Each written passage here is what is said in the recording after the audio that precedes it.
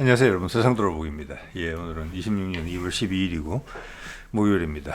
예, 오늘 국방논평 한 말씀 드리려고 합니다. 지난 국방논평 이후에 눈에 띄었던 것들 중에 좀 여러분한테 언급드릴 만한 것을 골라서 제 의견을 간단히 드려보는 그런 식으로 하겠습니다. 다른 주제들을 다루다 보니까 많이 좀 밀렸는데 한꺼번에 다는 안 되고 시간 날 때 또 준비해서 또 말씀드리도록 하겠습니다. 자, 오늘 제목으로는 일단 두 가지를 꼽아봤어요. KDDX 오늘 정도 보도가 난 것 같습니다.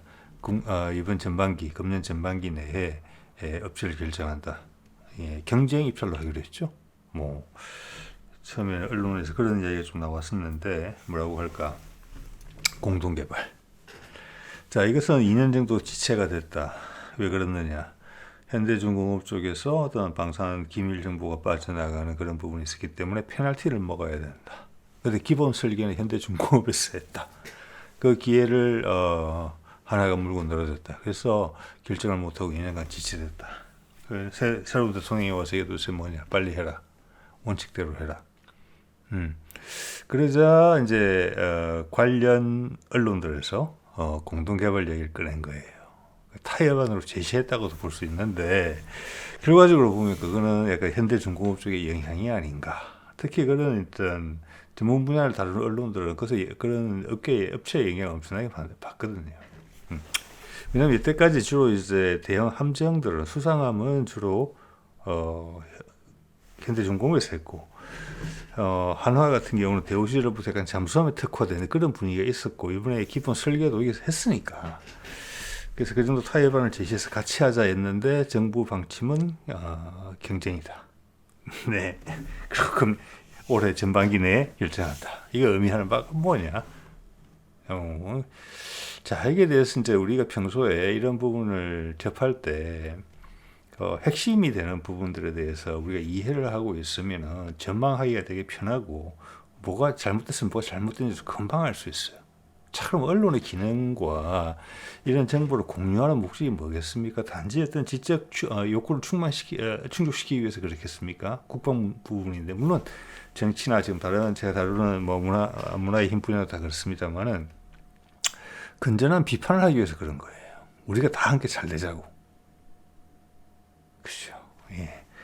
그런데 이런 것을 이제 호기심 위주로 그 호기심 속에는 항상 어떤 의도가 섞여 있거든요. 감추거나. 예, 한쪽 방향으로 몰아가거나, 예, 그런 거를 한 번 더 느끼게 됩니다. 자, 요 이야기하고 K9 자주포를 주요 제목으로 꼽았어요. 이게 지금 이제 제가 유럽 쪽에 채널을 보다 보니까 K9이 왜 신규 자주포 시장의 50% 이상을 유럽에서 가져가고 있느냐. 유럽 업체들한테 경각심도 불러일으키고 유럽 각국들이 우리가 그러면은 주요 야포 전력이 전부 다 한국에 예속되는 거다. 한국에 문제 생기면 어떡하냐. 이런 이야기까지 나온다. 자, 그런 부분에 있어서 우리는 확대하려고 한다. 현지 생산까지도. 이런 데에 대해서 어떤 데이터를 가지고 논리를 이끌어가는 제가 영상을 봤기 때문에 그 부분을 또 약간 소개를 시켜드려볼까 합니다. 같은 거예요. 이렇게 될 수밖에 없는 거구나. 거기에 어떤 것들을 고려했을까? 우리는 업계와 정부가 같이 고민하잖아요. 그렇죠? 예. 자, 그런 유의 말씀을 좀 드려보도록 하겠습니다. 오늘 나온 이야기죠. 방사청 한국형 구축함 사업 예비 설명회를 개최했고 금년 올해 전반기 내에 결정한다. 그러면서 이게 지금 국방홍보원에서 나온 뉴스인데 예전에도 한번 이걸 이야기를 해야 되겠다 싶었는데 오늘 기회에 말씀드리면 될 것 같습니다. 선체와 한국형 구축함 KDDX 사진은 지금 정교대왕급입니다. 선체와 이지스 체계 모두 국내 기술로 건조. 이 부분은 두 가지 점이 한 가지가 부족하고 한 가지 점은 고쳐야 돼요. 네. 국방뉴스에서. 자, 부족한 점에 대해서 먼저 말씀을 드려볼게요. 네, 이건 제 개인이 이해를 하는 것입니다. 지난 5, 6년간 이걸 쭉 이 분야를 살펴오면서 여기 보면 선체와 이지스 체계라고 하면 이게 구축함을 구성하는 전부 다냐? 아니에요. 네. 선체는 여러분 아시죠? 선체는 배를 만드는 거고, 이지스 체계라고 언급된 부분은 전투 체계예요. 좀 더 정확하게 말씀드리면 센서와 전투 체계예요. 자, 센서의 핵심 레이더죠. KDDX 같은 경우는 국내에서 개발한 A사 레이더가 들어가게 되고, X밴드와 S밴드 두 개가 다 들어가죠. 그 다음 뭐 적외선 탐지기, 또 뭐 통신시설, 각종 통신시설들 들어가고, 또 EO도 들어가죠. 이제 전자공학 설비도, 그것을 또 무엇보다도 하나의 통합 마스터에 구현을 해냈다. 그런데 지금 전 세계에서 구현한 데가 없어요, 사실은. 이렇게 완벽하게. 그것은 단연코 함대 방공을 염두에 둔 구축합니다 라는 것을 알 수 있어요. 추가로 설명드릴게요. 자, 그런 것들이 핵심이에요. KDDX가 그렇게 이야기를 하면서 KDDX가 왜 뛰어난지 이야기를 안 하거든요.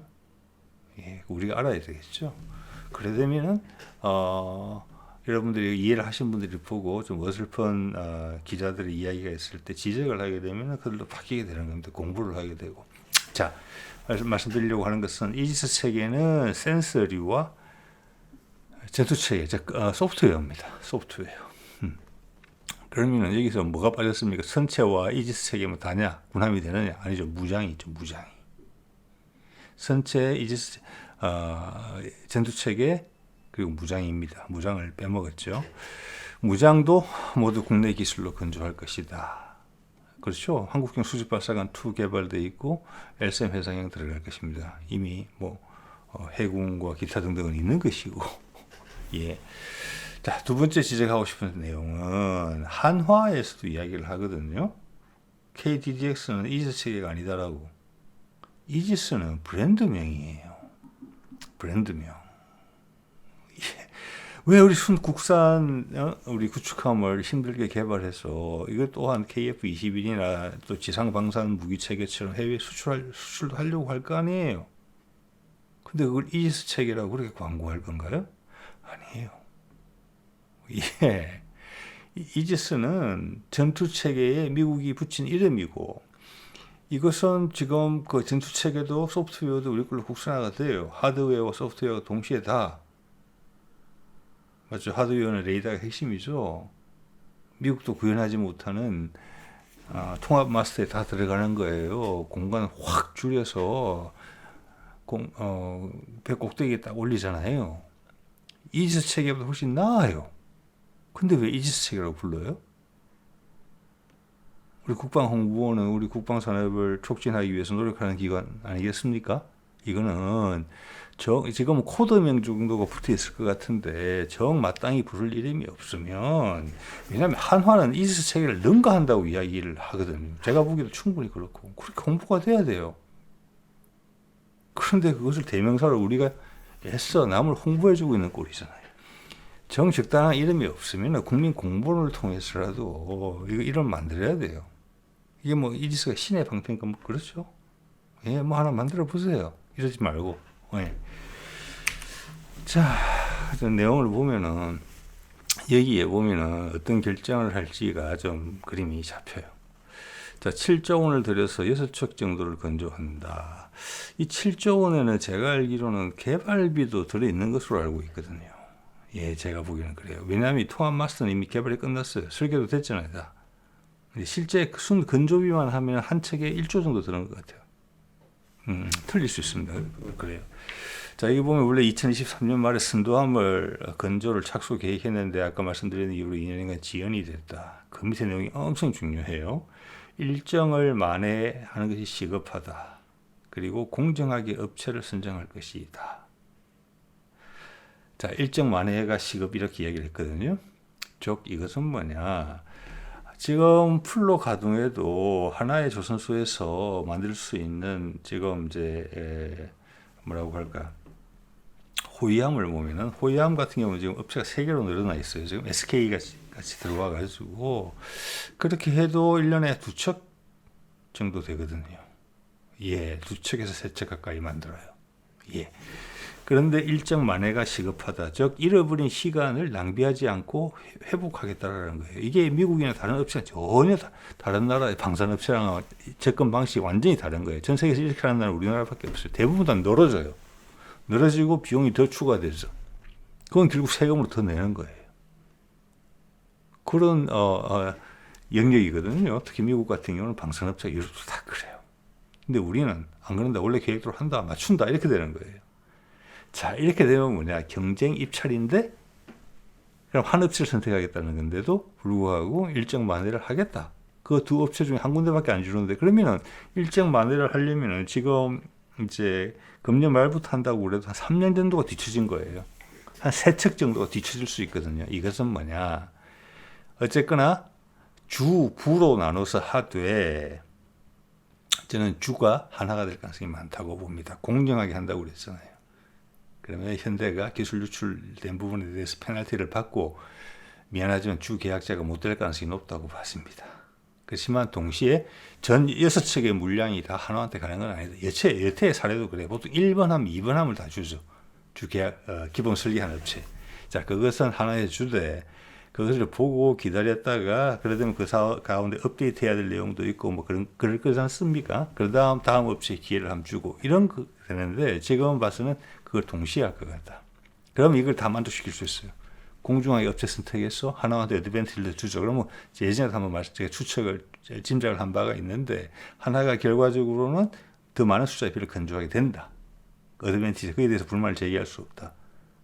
동시에 몇 년 기다렸다가 자기들의 몫을 받아야 되는 현대중공업이 처음부터 같이 뛰어든다. 기본 설계도 같이 했었으니까. 예. 자, 이렇게 되면 상세 설계를 두 쪽에서 함께 해야 될 가능성도 있다. 그렇게 일을 진행하기 위해서 원칙을 건드리지 않는 선에서 이렇게 추정을 해볼 수가 있습니다. 자, 그러면 건조 비용이 한 1조 정도라고 제가 이제 짐작을 한다는 거예요, 지금. 1조나 뭐 1조 2천억 정도 되겠죠. 그러면 과연 미국은 어떤 일이 발생했길래 우리한테 배를 맡기려고 하느냐.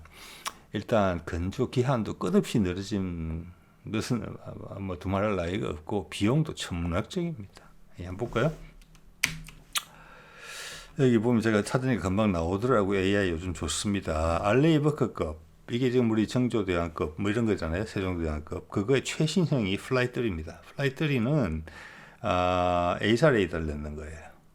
예, 스파이6 레이더가 들어가고 이제 로키드 마틴에서 레이션으로 바뀌었죠. 들어가고 그래서 배도 살짝 커져요. 그거에 지금 생산하고 있는데 그게 현재 주력이 몇 척 안 돼요. 그런데 그게 근접이 이게 나온 거 보이시죠? 20억 달러에서 27억 달러까지 될 것으로 보이는데 이제 새로 배가 건조되면서 비용이 올라가서 27억 달러에 가깝겠다라는 게 이 내용의 핵심이에요. 여기도 보면 무장 이야기는 없어요. 우리는 어떻게 되는지 모르겠어요. 우리는 무장을 포함한 가격인지 비무장 가격인지. 예. 자, 이렇게 되는데 20억 달러면 지금 환율로 따지면은 약 3조에 육박하는 금액이 한 척당. 그리고 27억 달러면은 4조가 넘어가요. 휙. 한 척에. 자, 그런데 이 이야기 말 맞다나 4조에 가까울 가능성이 크다는 거 4조가 넘어간다는 거거든요. 그러면은 우리는 KDDX를 4척을 건조해요. 이 돈 하나 가지고. 아마 더 짧은 기간에. 그래서 미국이 우리한테 손을 벌리는 것입니다. 이 돈을 주고도 빨리 원하는 만큼 못 나와요. 예, 그러면은 현재 알레이버크급이라고 플라이3라고 하면은 지금 정조대왕급의 레이더하고 그 전투체계 이지스 체계가 업그레이드된 형태거든요. 그럼 KDDX는 그래도 기본적으로 알레이버크급을 개량한 형태예요. 이지스 레이더를 A사 레이더를 넣기 위해서 추가로 냉각을 위해서 추가로 발전기들이 들어가야 했다. 그래서 기존 배는 안 돼서 좀 크게 키웠다. 그래도 원래 넣고 싶었던 규모의 레이더를 못 넣었어요. 좀 줄여서 넣었어요. 어쨌거나 그런데 우리 KDDX는 완전히 새로운 모델이에요. 그리고 플라이3는 당연히 통합 마스터 구현을 못했습니다. 그리고 여러 가지 지금 나오는 것을 봤을 때 그 A사 레이더의 효율성이 우리 것만큼 될까? 이런 의심이 감이 들거든요. 예. 또 하나는 즉 구형 플랫폼이라는 거고 우리는 최신형 플랫폼이고 통합 마스터가 그걸 잘 보여주고 두 번째는 당연히 이제 알레이브 그 플라이 3는 가스 터빈으로 움직이는 것이고 여기 아마 디젤 발전기도 좀 들어가고 이런 식이에요. 근데 우리는 지금 봐서는 KDDX는 어디서 이야기하고 있지 않지만 100% 전기 추진으로 갈 가능성이 높다고 봅니다. 예. 그러면 훨씬 조용하죠. 그리고 향후 업그레이드에 대응이 가능해요. 향후 전기를 많이 소모하는 무기체계들이 들어갈 수가 있기 때문에 그러면 배 자체의 공간도 효율적으로 쓸 수 있어요. 스크류에 엔진의 기어에 물려서 축으로서 돌리면은 거기에 들어가는 무거운 장비들인 변속기나 엔진들이 그 축 라인에 배치가 돼야 돼요. 무게 중심을 맞추기 위해서. 그러면 무게 중심 때문에 상당히 부려지는 공간이 생기게 되거든요. 그런데 이것을 100% 전기 출력으로 하게 되면은 전기를 발생시키는 디젤 발전기나 가스터빈 발전기가 축에 직접적으로 연결이 안 돼 있어요. 뒤에 스크류에는 모터만 딱 붙어 있으면 되거든요. 전동기만. 나머지는 배에 최적화된 형태로 배치될 수가 있어요. 공간을 내부 공간을 훨씬 효율적으로 쓸 수 있어요. 즉 배의 급이 알레이브 급하고는 다르다는 겁니다. 근데 비용은 이게 4배나 비싼데도 불구하고 건조도 늦다. 예, 이런 부분들이 있죠. 이런 부분들 이제 우리가 어떤 것을 향후 이제 KDDX 이야기가 이번에 많이 나올 거 아니겠습니까? 업체를 결정한다 하니 그리고 이제 모습을 드러내겠죠. 한 1, 2년 있다가 그거의 주요 관전 포인트다 이렇게 보시면 될 것 같고. 자, 우리의 핵심은 이거죠. 이거 보면은 우리가 무기체계를 개발할 때 항상 단계적 개발이라는 게 있어요. 그걸 잘 활용하고 있어요. 그래서 우리가 실패를 안 해요. 자, K9 자주포도 보면은 90년대 후반부터 배치됐을 거예요. K9. 그 다음 K9A1, 지금 K9A2 이야기 나오고 있어. 예, 발사 속도 높인 거. 그리고 장사정 가는 거. 구경장을 늘립니다. 포의 길이가 길어집니다. 8m에서 9m 정도 길어지고, 사정거리가, 지금 램제탄 같은 거 쓰면 100km 정도 나올 수 있는. 기본적으로 50km 무조건 넘어가는 이런 걸 좀 하고 있거든요. 그러면서 앞에 기술들은 해외에서 이전하거나 또는 현지 생산을 통한다. 이런 부분에서 단계적으로 하고 K3로 넘어가게 되면은 아마 그걸 거예요. 무인화가 진행되는. 우리 전차도 그렇게 개발해 왔고 KF-21 같은 경우도 블록 1, 블록 2, 블록 3로 가면서 차근차근 개발하고 실패가 없죠. 천궁도 천궁 1, 천궁 2, 천궁 3, LSM 지금 본격 생산 들어갔는데 벌써 LSM2 하고 있죠. 그런 시기예요. 그래서 실패가 없어요. 자, 이게 이제 통합 마스터 같은 경우도 충남급에서 S밴드 레이더만 가지고 저렇게 구현을 했죠. 그런데 요 밑에는 KDDX는 이렇게 됩니다. 그래도 어떻게 보면 단계적이에요. 충남급을 개발하면서 다시 한번 컨셉을 적용시키는 부분에 있어서 있을지 모르는 오류를 검증하고 해내는 겁니다. 이게 아마 둘 다 하나에서 했을 거예요. 자, 저 위에 거는 보면은 큰 차이가 S밴드 레이더가 있고 저거는 이제 우리 LSM 레이더에 근간을 둔 거예요. 그 위에 이제 IRST라고 해서 적외선 탐지기가 있죠. 이것은 이제 서로 보완을 해서 나를 향해서 날아오는 것들을 잡아내는 겁니다. 예. 또 요즘은 또 이제 뭐냐면 미사일들 자체도 워낙 스텔스성을 띠는 게 많기 때문에 IRST 적외선 같은 거 상당히 유용합니다. 그런 면에서 자, 그 밑에 KDDX로 오게 되면은 이 레이더 자체도 S밴드 레이더 자체가 좀 커질 수도 있지만 더 중요한 것은 이 KF-21에 들어가는 A사 레이더가 들어가요. 4개가. 예. 자, 그럼 이 두 차이는 뭐냐? 컨셉의 차이다 이렇게 보시면 돼요. 위에는 호위함이고 주로 호위함이고 밑에는 이제 구축함이거든요. 구축함으로서 함대 방공함입니다. 그게 레이더의 차이를 만들어도 저는 짐작하고 있어요. 참고는 되실 거예요. 누구도 그런 얘기를 하지 않기 때문에. 예.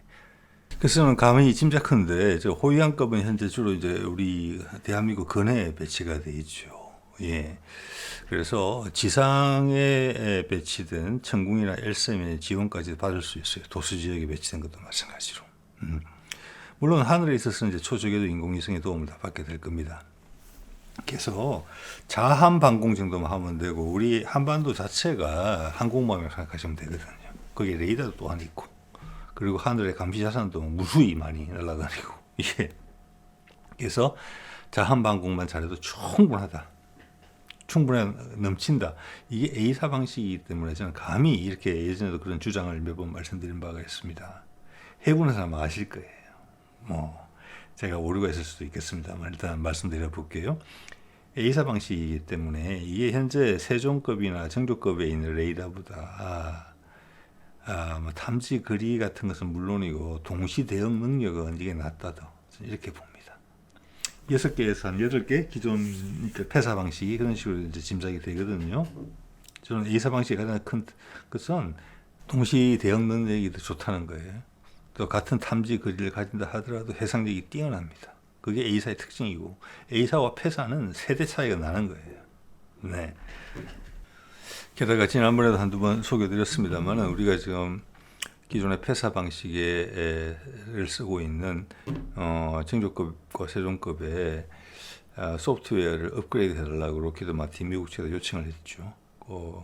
패치를 하나 달라는 거예요. 달라고 했던 거 팔아라. 어떤 거냐? 네트워크 전장을 구현할 수 있는 4배와 다른 배가 우리 데이터를 공유해서 쓸 수 있는, 그게 미래 전장의 기본이거든요. 예. 자, 그런 것을 거부했죠, 미국이.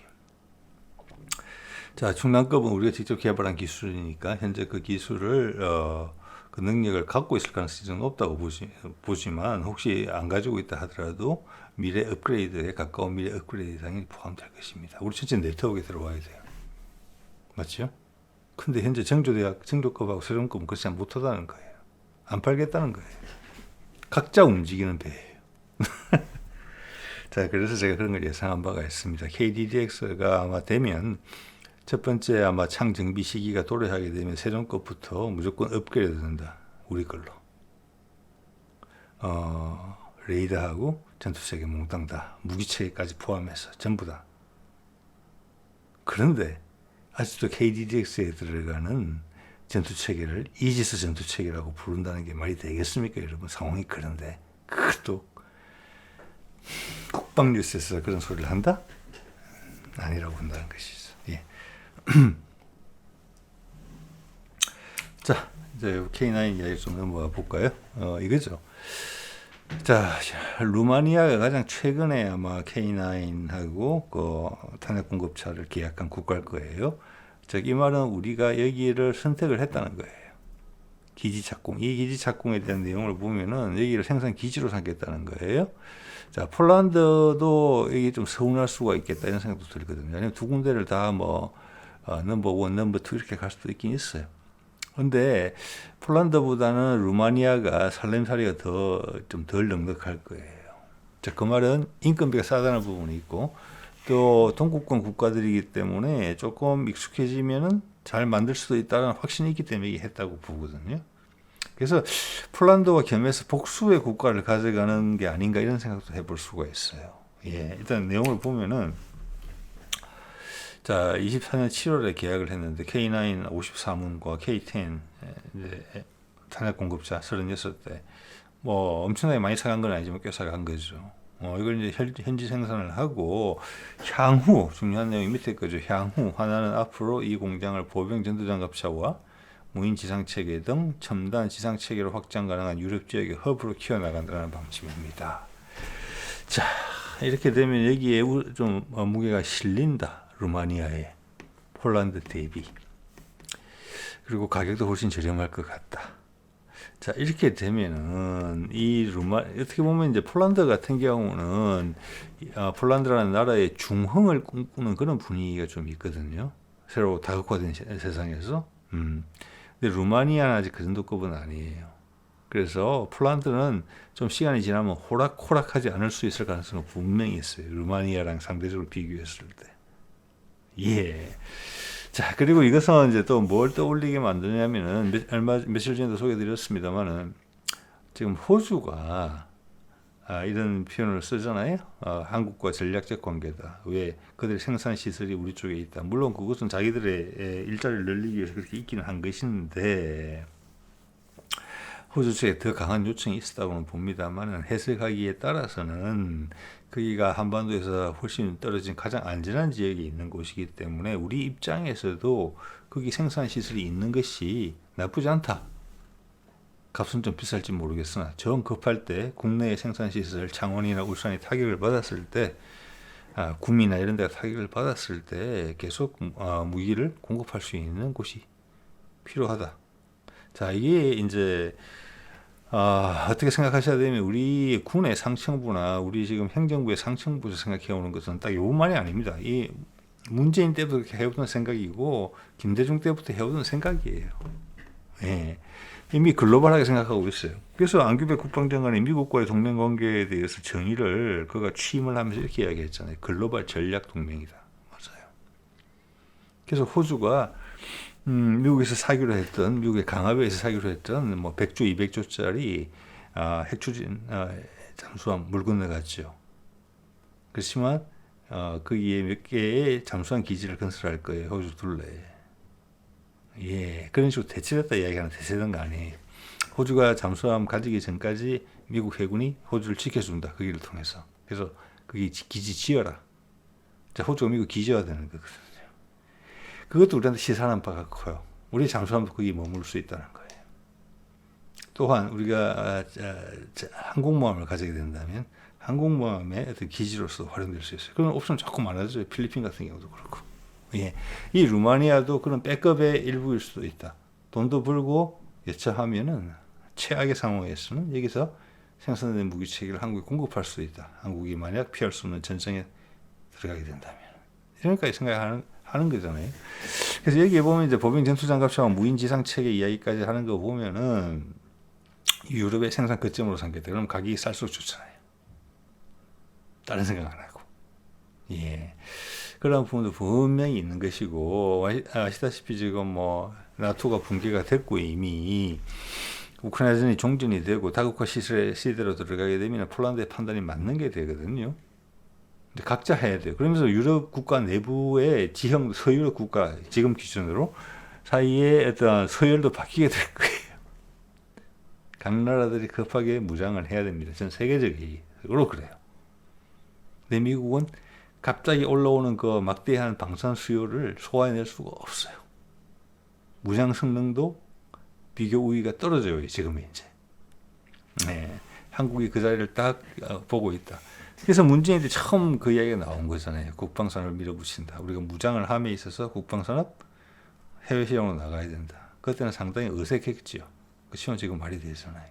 윤석열도 그 바통을 이어받았어요. 그렇지만 진짜 우리 무기가 세계에 나갈 수 있는 정치적, 전략적, 외교적 지원도 부족했고 또 미래 기술을 창달하기 위해서 우리 R&D에 투자하는 것도 엄청 줄였죠.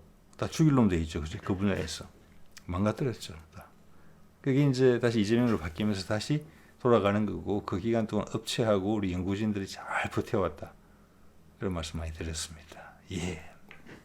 이제는 국가 기관 산업의 하나가 될 수 있고 이것은 또 좀 넓게 생각을 해보자면은 우리가 제조업 분야에 대해서 하나도 포기한 거 없이 골고루 다 잘하기 때문에 전자산업까지 포함해서 일단 방향을 국방산업으로 트니까 문재인 때 성과물이 몇 년 안에 나오기 시작하잖아요. 지금 몇 년 전만 해도 우리 K2 전차, 뭐 레오파르드 M1의 잽도 안 돼. 우리가 어떻게 또 뭐 KF-21 전투기를 어떻게 개발해?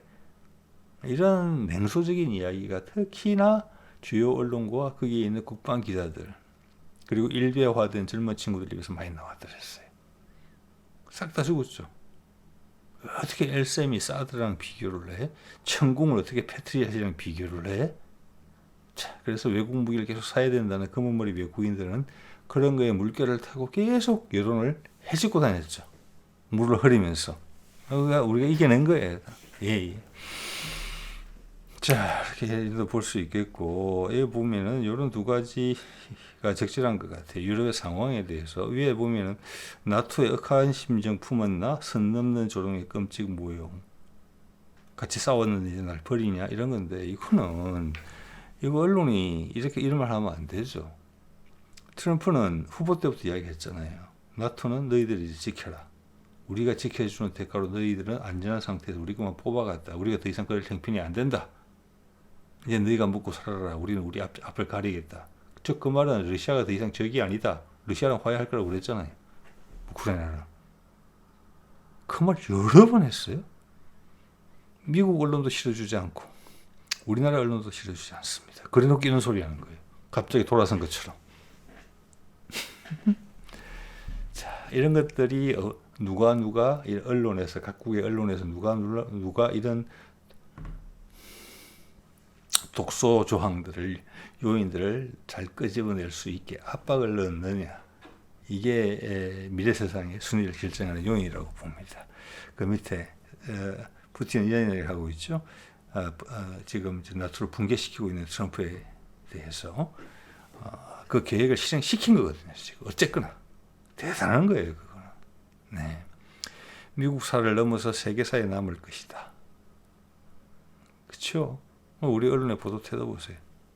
이게 왜 그렇습니까? 누구도 우크라이나전의 발발군에 대해서 이야기하지 않죠. 왜 그렇습니까? 우크라이나의 정권 교체에 미국이 개입했죠. 지금 베네수엘라에 하듯이. 네. 그래놓고 친미 정부를 세운 다음에 그 과정에서 NGO 한테 돈을 주면서 민간 단체라는 위장을 쓰고 소요를 촉진시켰죠. 이번에 아마 이란 같은 데서 비슷한 일이 발생했을 거예요. 이제 그 정도 이야기할 수 있는 세상이 돼야 되잖아요. 왜? 다 팩트니까. 사실이니까. 자, 그래 놓고 러시아를 압박을 했죠. 굴욕적인 모습을 보이거나 우리를 공격하거나. 그러면서 우크라이나 동부 지역에 있는 그 돈바스 지역, 그 러시아화되어 있는 지역에다가 내전이 이미 진행되고 있었는데 그걸 격화시켰죠. 미국이 당연히 사주한 것이고 영국도 사주했죠. 아프간에서 같이 싸웠는데 그런 얘기를 늘 하면서 왜 우크라이나를 뒤집는데 젤렌스키를 등장시켰어? 러시아와 전쟁을 하게끔 같이 부추긴 데 있어서 영국이 기여도는 왜 이야기 안 하는지 모르겠네요. 이미 수십만 명 이상이 전사했죠. 우크라이나에서. 그 책임 바이든과 이 영국 수상이 있습니다. 그때 존슨. 자, 그래서 러시아는 나토의 와해를 환영하는 겁니다. 뭐 완충 지역 이런 거 없고 나토를 그냥 싹 와해시켰잖아요. 그러면 뭐 당연히 서유럽 국가들은 불안하죠. 나토의 전력이 80~90%다 빠져나갔으니까. 근데 러시아는 공격 안 할 겁니다. 거기에 대해서. 믿습니까? 공격하게. 이렇게 만들었는데 얼마나 공이 들었는데. 자, 이걸 보면은 러시아의 입장에 대해서 트럼프가 상당히 공고한 입장을 가지고 있다. 자, 그러면서 결국은 엊그제 마크롱 이야기를 소개해드린 것처럼 유럽이 러시아의 존재를 인정해야 된다. 라고 이야기를 하고 있는 거죠. 그래야지만 먹을거리가 튄다. 그러면 북한과 남한이 소통돼서 새로운 무역로가 커져서 유럽까지 오는 것을 반길 수밖에 없게 된다. 예전에 우크라이나 전쟁 나기 전에 프랑스가 우리 종전선언 지지한다고 1월 1일 날 새벽에 의회에서 당시 마크롱 대통령한테 탄원서도 보내고 그랬어요. 종전선언 지지하라고. 다시 그래 돌아가게 될 것입니다. 예, 지금 마크롱 움직이는 걸 보면은. 자, 그 다음 볼까요? 지금 유럽에서 신규 궤도형 자주포죠. 신규 주문에 있어서 50% 이상을 한국이 차지한다는 데이터를 보여주고 있는 것입니다. 그 다음이 독일이고, 그 다음 미국인데, 미국 걸 누가 사는지 잘 모르겠어요. 예. 자, 독일 같은 경우는 서로 자체 주문일 가능성이 높지 않느냐, 이렇게 좀 봅니다. 예. 자, 그 독일의 자주포, 유명한 자주포죠. 한 10년 전만 하더라도, 5년 전만 하더라도 우리나라 소위 국방 전문가라는 그 사람들이 이야기하기를 PGH는 우리의 모델이다, 2000이. 예, 스스로 낮춰보는 그런 버릇을 어디서 배웠는지 모르겠어요. 아니, 스스로 뭐 두꺼비처럼 뿔룩해 보이고 하는 게 아니라 사실관계를 들여다본 다음에 판단을 내야 될 거잖아요. 예. 자, PGH 2000 생산을 보면 1998년부터 2008년까지 10년간 독일군을 위해서 185대, 해외 수출량 160대, 합의 245대 만들었어요. 그리고 지난 16년간 이 이후 2008년 이후로 한 대도 제작이 안 됐어요. 자, 그 말은 뭐냐? 생산 라인이 닫혔다는 거예요. 아니, 이거에 전문화된 인력이 있는데 주문이 없는데 매출이 발생하지 않는데 어떻게 월급을 줄 거예요? 월급 못 줘요. 그럼 그 있는 사람들은 다 제 살 길 찾아서 다 떠났어요. 그럼 노하우는 다 흩어졌어요. 다시 주문을 넣는다고 옛날만큼이나만 나올까요? 옛날만큼도 안 나와요. 이게 유럽 전체 방산업체 현실입니다. 이걸 다시 회복시키려면 전쟁이 한번 나는 수밖에 없어요. 그래서 강제적으로 자동차 회사에서 자주포 만들어, BMW 다시 벤츠는 이거 만들어, 이런 식으로 해야지 돼요. 이거는 이미 늙었다는 거예요. 내리막을 탔다는 거예요. 미국마저도 그래요. 예. 이래서 갑자기 주문이 100대가 들어가면 100문이 들어가면 만들겠습니까? 어느 세월에? 예. K9의 예를 찾아보면 이건 제가 이제 자료를 계속 취합을 하고 있기 때문에 제 자료 기반으로 말씀드리는 건데 이 숫자에서 크게 다르지 않을 겁니다. 우리도 99년부터 생산했어요. 지금 우리 군이 보유하고 있는 게 제가 마지막으로 확인한 것까지 합쳐서 1,500문이 넘어요. 이걸 보면 두 가지를 느끼셔야 돼요. 야, 우린 1,500문 만들지, 얘들은 지금 250문 만들었죠. 지난 16년간 한 대도 안 만들었어요. 생산 단가가 어떻게 했느냐, 품질이 어떻게 했느냐, 납기를 과연 어떻게 지키겠느냐, 독일이 못 지키는 거죠. 그러니까 한국 거밖에 살 수 없는 거예요. 그러니까 걱정도 되는 거예요. 한국이 너무 많이 사가는 거 아니야? 왜? 유럽 사람들은 아직 한국에 대해서 우월감을 가지고 있거든요. 아시아 국가들에 대해서. 그게 아마 클 거예요. 한국에 무슨 일 생기면 어떡하지? 이런 걱정을 한다는 거거든요. 물론 장점도 있어요. 유럽의 여러 국가들이 같은 자주포를 쓰니까 훈련하기 되게 좋고 위기 상황이 발생했을 때 서로 도와주기도 좋아요. 정비나 어떤 부품에 있어가지고 규모의 경제가 되는 거예요. 자, 이걸 다른 것으로 해석을 한다면 한국에 너무 이제 편중되어 있다는 것을 걱정한다면 그건 이렇게 해석할 수 있어요. 한국이 영향력이 있는 국가가 되는구나. K9만 그런 게 아니거든요. 문화적으로도 그렇고 경제적으로도 그렇거든요. 예. 자, 볼까요? 자, 여기서 이제 최근에 주문된 게 이게 이제 데이터를 잘 뽑아놨더라고요. 최근 루마니아 것까지 포함해서 862문이다. 한국의 생산량이 얼마나 될까? 되게 궁금한 질문이더라고요. 야, 여기서 유럽에서 평가하기는 하나가 1년에 100문 이상을 만들 수 있다 라고 생각한다는 거예요. 지금 풀려나가는 걸 봤을 때 이때까지 납기 지연된 거 하나도 없었거든요. 주문하면 4개월 만에 몇십 문씩 오잖아요. 물론 처음 폴란드라는 계약했을 때는 우리 국내 분을 먼저 돌린 게 있었어요. 자, 그래서 호주는 호주에서 만들어주고 루마니아 공장 또 폴란드 공장 같은 게 큰 역할을 할 수 있겠죠. 이에 향후 생산되는 능력을 늘린다는 면에서 우리는 고급화로 가고 차세대용으로 가고 일단 하나 내려가게 되면 그 내려간 것들은 이런 데서 생산을 한다. 이런 컨셉으로 시장을 잠식할 거라는 계획이 섰다는 걸 보여주고 있잖아요. 이 데이터를 보면은. 네. 참 그리고 우리는 뭐 K9만 1,500대 이상을 가지고 있는 것도 아닌 게 아니라 그 전에 자주포 있죠. 미국 거 들어와가지고 우리 계속 개량해 온 거. 사거리는 좀 짧고 발사 속도는 좀 부족할 따름이지만 나머지는 똑같습니다. 성능이. 그것도 한 1,300 정도, 1,300문 정도 가지고 있어요. 그러면 둘이 합치면은 한 3,000문 가까이 돼요. 그러다가 지금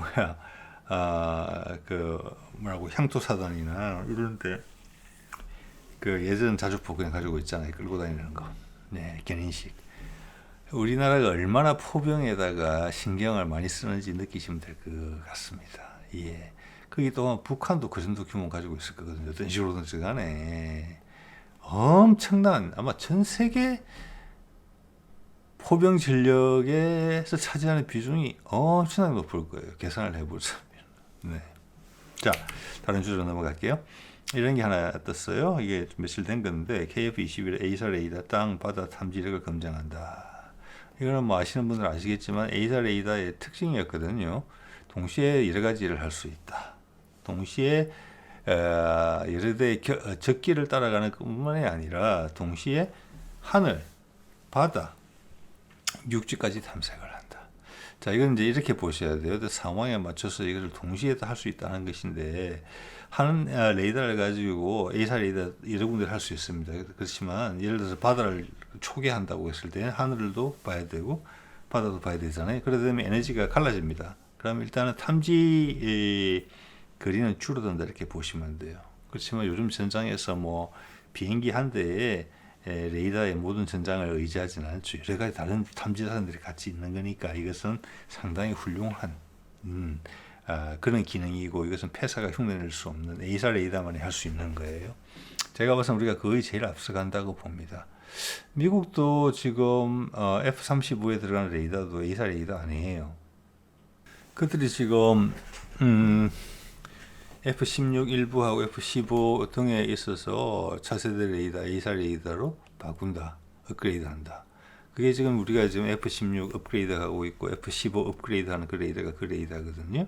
그러면서 미국 쪽의 보도, 예전에도 한번 소개를 드렸습니다만 탐지거리가 2배 이상 길어진다는 거예요. 그 안에 더 큰 레이더가 들어가지 못하잖아요. 그 레이더 딱 제한된 면적 안에. 그게 폐사에서 A사로 바뀌게 되면, 물론 지금 F-16하고 F-15는 뭐 폐사도 아닐 가능성이 높거든요. 어쨌거나 2배 이상 높아진다. 폐사 대비에. 미국도 많이 구축하고 있지 못한 그런 레이더 체계예요. 왜? 비용이 엄청나게 비쌀 거기 때문에. 자, 그럼 이 정도 이야기가 나왔다는 것은 이 지점에 있어서 우리가 최고 선봉을 달린다 이렇게 보시면 딱 맞아요. 자, 이것은 예전에 몇 년 전에 5, 6년 전만 제가 이제 국방과학 관련해서 어떤 발표회 같은 데 다니던 시절에 보면은 그때 연구가 이미 진행되고 있는 게 보이거든요. 그게 이제 성과 나오는 거, 이건 다 됐다는 거예요. 단지 뭘 기다렸느냐, 이걸 2028년까지 완료하겠다고 돼 있잖아요. 윤석열 때 블록 2에 대해서 결정을 안 내려줬단 말이에요. 미적미적하고 있었거든요. 그게 이번에 앞당기고 있는 거잖아요. KDDX도 시간 허비한 거를 복원하겠다고 했잖아요. 그렇게 된 거예요. 그래서 이제 발동이 걸린 거고 준비는 다 됐을 거예요. 기본적으로는 지해공 모든 표적을 탐지한다. 그래서 제목은 추가 무장 시험. 이게 이제 지상 공격 능력이 들어가는 게 아마 배치 2죠. 그게 맞춰서 하겠다. 자, 여기서 나오잖아요. 개발 및 체계 통합이에요. 개발은 됐다고 저는 봅니다. 기본적으로. 이건 소프트웨어적인 거거든요. 기존에 있는 A사 레이더를 그런 영향을 더 부여하는 거예요. 소프트웨어적으로. 예. 제가 이것을 또 이렇게 강하게 그렇게 확신하는 이유는 지금 우리가 이제 초저궤도 인공위성 발사체도 올리고 뭐 이제 위성은 옛날부터 준비됐거든요.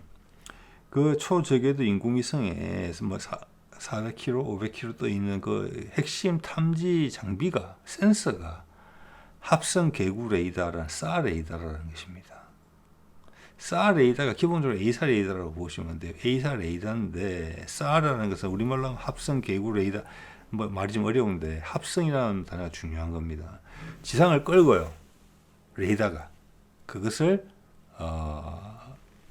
사람이 눈으로 파악할 수 있는 형태로 변환시키는 거예요. 예, 해상도 마찬가지예요. 자, 그래서 이제 AI 같은 게 자꾸 연습을 하다 보면 이런 형상이 잡히면 이게 전차다. 예, 이런 것들이 접목이 되면서 그것을 분석하는 거거든요. 물론 EOIR로 보는 것만큼 100%는 아니지만 그 충분히 실전에 쓸 만큼 많이 올라갈 거예요. 그래서 우리가 초소형 인공위성, 초저궤도 인공위성으로 24시간 동안 전 세계를 탐지할 거잖아요. 그리고 무장 유도해 줄 거잖아요. 그죠? 그게 합성 개구 레이더 많이 준비해 왔거든요. 그건 400, 500km, 물론 KF-21에 들어가는 것보다는 파워가 더 높을 수는 있습니다. 그 기술력이 적용하는 거예요, 그냥. 그래서 어렵지 않다는 겁니다. 우리는 1타 2피로 하는 거예요. 이런 식으로. 예. 자, 그래서 그런 부분들, 이런 부분들은 이제 오히려 우리가 블록 2 결정이라는 부분을 기다리고 있었다라는 부분이고, 오늘도 요번에 지금 사우디에서 방산 전시회에 LIG 부스에서 나온 사진을 해외 채널에서 봤습니다. 거기에 한국형 장거리 공대공 미사일, 중거리 공대공 미사일이라고 그러죠. 미티어 국산형 버전이 좀 보이더라고요. 디자인 좀 달라진 것 같더라고요. 예. 자, 오늘은 이 정도 말씀을 드리도록 하겠습니다. 예.